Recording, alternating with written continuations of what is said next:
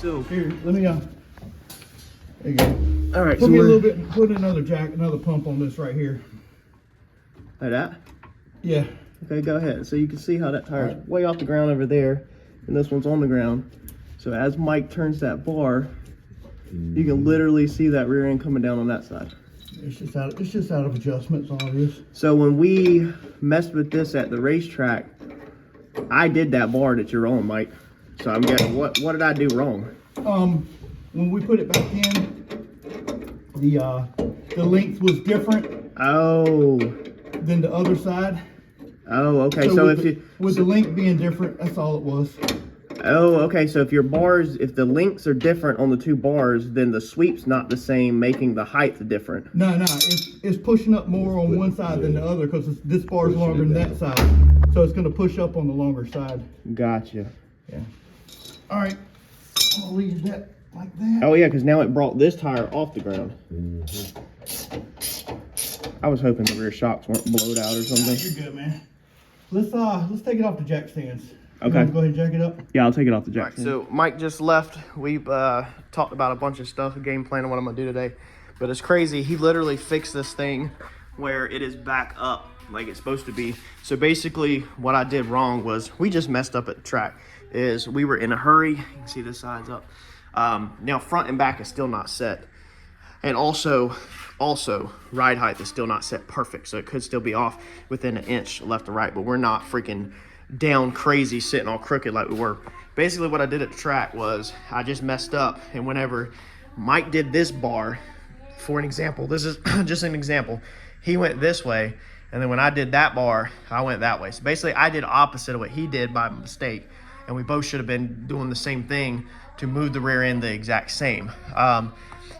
Mike's buddy that was with him, pointed out that back in the day, and Mike said they still do it now, is just still how you do it, is if you want one tire to bite harder on one side, you literally kind of turn that bar to push that tire more into the ground. Basically the opposite of what I did. I had that bar turned where it was picking the tire up, and the whole rear end was sitting crooked. So that's why when it was hanging in the air and the tires weren't touching, it was sitting crooked because of the bar setting. So I knew it had to be just bar setting. So nothing's broke, nothing's twisted, nothing's messed up in the rear end. Me and Mike also taught this. Appreciate y'all for all the comments on recommendations of how to fix this. We are not changing this roll bar. I'm enough in debt changing this over. I have spent approximately $6,000, I think it is $6,000 to $8,000 on making changes on this car since November the 23rd.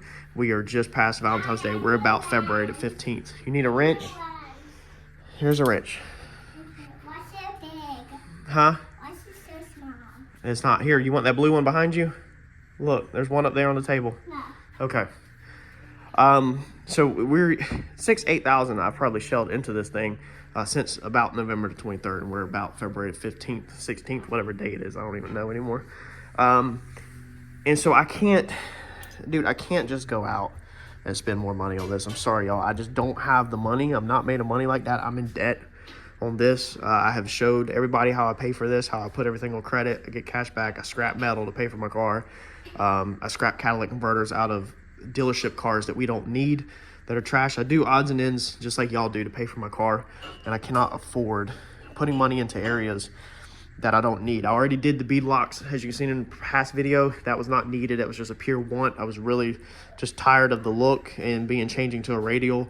I really wanted just a different set. So I can't just, if we can make this work for right now, y'all, I can't afford it. I just don't have it like that. I don't have the money. We can't do it. So what we're gonna do is talk to the mic. Harper, I'm trying to record real fast. Don't put nothing in there. Did you put something in there? There's nothing in there? Don't mess with your nose. Look, is there anything in there? Did you put anything in the pipe? Huh? Yeah. All right. Give me a high five. Don't put anything in the pipe. She is mad when she gets called out. But we're going to drill this out to a 1/2 inch. Basically, these bolts are 5/8, whatever is the next size up from that. Some of y'all recommended that. Y'all also recommended turning this at a 90. Mike said he don't feel like this needs to be turned into 90, that I should be able to just drill through that and straighten it out. However, I do like y'all's advice on turning it at a 90, because I got a feeling if I try to drill this hole that's already there, it's going to follow the existing holes and still be messed up. So more than likely, I'm probably going to try to turn this at a 90, put it in a fixture, and then step it up to maybe a half, or maybe keep it the same if I turn it at 90. I don't know, but we're going to fix it. I'm listening to y'all's advice, and I'm weighing all my options, and I'm going to try to fix this the best of my ability, and there's really no reason to sleeve it. Mike said that this is so thick. The manufacturer did not intend for this to be sleeved through here. I did this to try to fix my mistake. I did not sleeve that for strength. I sleeved it to try to fix the crooked hole, and we took out a lot of slack. So if it used to move this much, which realistically it did move about that much, after sleeving it, it only moves this much, let's say.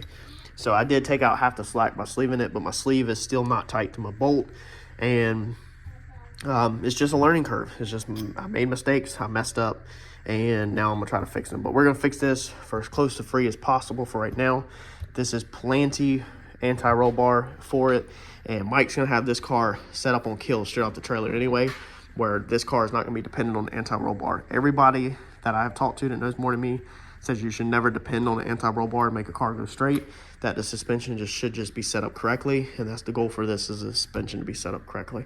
So we got a lot to do today. Fix the anti-roll bar. It's probably gonna be a welding and grinding day. Also, Mike just pointed out that when these shocks come out, I know we're really close to these pieces right here when the car is all the way down.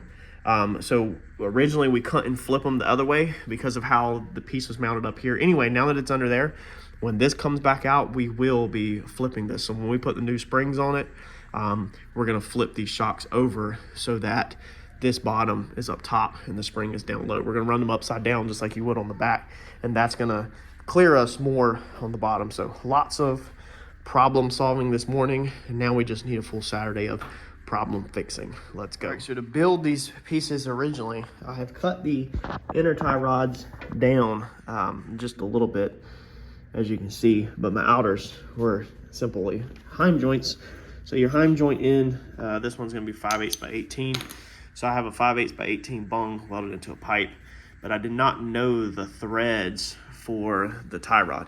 So I literally took an outer tie rod, the outer tie rod that used to be on the car when it was originally built, and I cut it off just to get the threads. And so I have put the sleeve of the outer tie rod inside of a pipe, and then put the a bung for the heim joint in this end. So I'm gonna try to cut this apart and see if I can get these bungs out of here.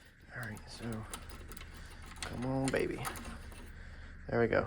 All right, so there's our bung, and thankfully I did not cut into the sleeve pretty much at all. So I just need to take the grinder now and grind up the welds on it, and now we can see how we have that other piece inside there. I also want to take a moment to stand corrected on what I said in the previous videos.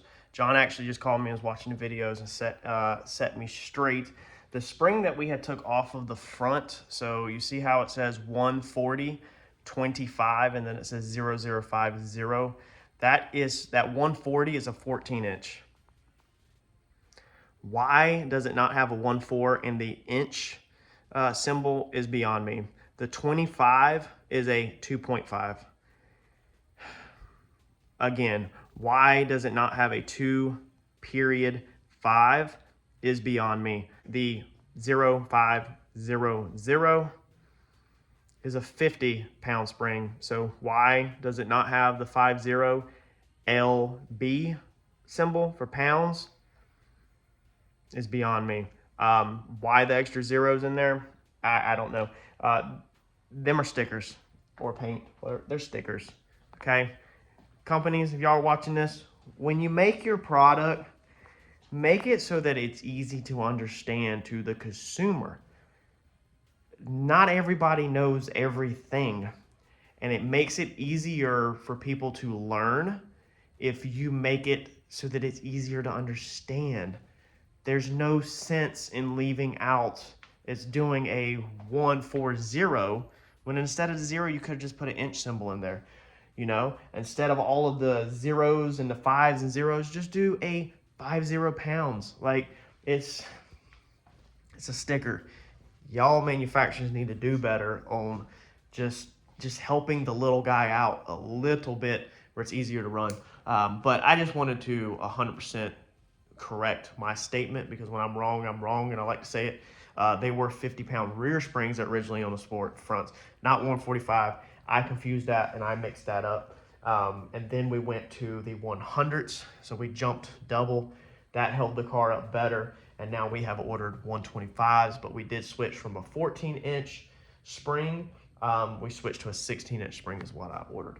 I'm still making these tie rod pieces, have everything grinded down where it can be re-welded in there. About to tack these up. Got to cut at the length, obviously.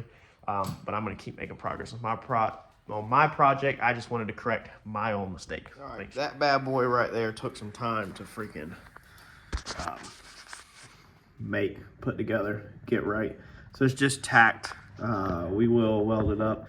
You can see we got some little holes drilled into it to whenever we go to weld it up. And I put it on the bottom because it's looking straighter right there. But being that this is going to be a 5/8 bolt, and I'll show you all when we put this together, I'll show you more in detail. But we'll be able to flip this to the top or the bottom, being we're doing a 5/8 bolt bump steer setup. You're going to see all of that whenever we go to do it.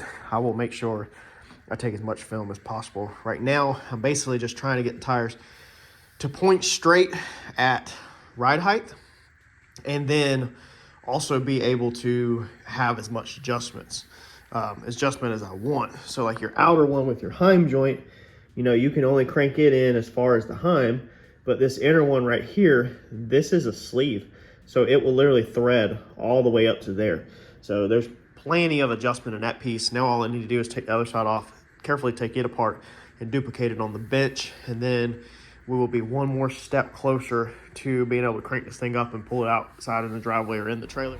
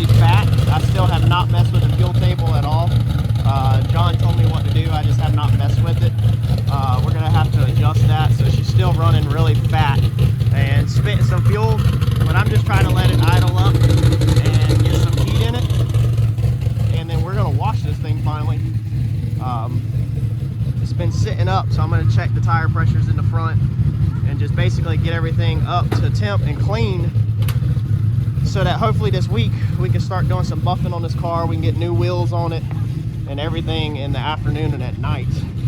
She sounds good. None of the sensors are hooked up still, so no back pressure, No wastegates, no nothing. Like none of the turbo sensors are hooked up currently. I still haven't done that, but it will idle, so I'm not going to try to spool it up or anything. Me and John are going to get together and try to spool it up at some point. I'm half tempted to actually take it to the racetrack tomorrow and try to spool it at the track. I might do that. We'll see what happens though. I'll talk to John and see if he wants to mess with it at the racetrack, and we'll go from there. But let's get this thing washed. I'll throw you on the time lapse. Me and Harper are gonna clean this up. I mean, this thing is absolutely disgusting, and just get this thing back to life.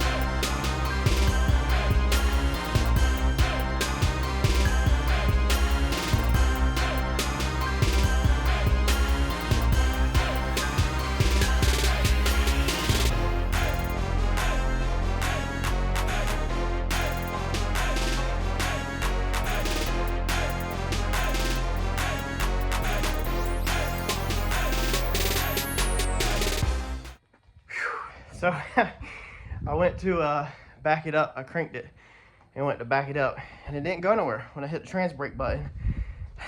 So I guess either we don't have enough trans fluid in there or something in the Holly is not hooked up correct. But it didn't move when I went to hit the trans brake button. So I didn't even hear the solenoid click actually. So we're gonna have to check that wiring. Like I said, we're still a good ways away from being done, but she's rolling, she's running. I gotta rinse this driveway off and then go inside, dinner tonight, and I'm gonna catch y'all in the next video. Thanks, y'all. Trans brake, I was sitting here rinsing my driveway off, and I thought about it. Trans brake don't work because originally it was the trans brake button straight to the trans brake on the transmission, whereas now it's the trans brake button to the solid state relay for the bump. So now the trans brake, and then it comes out of the solid state relay and goes to the transmission. So now the trans brake is built in with the bump and all that, and none of that set up. So I guarantee you that's why reverse is not working right now.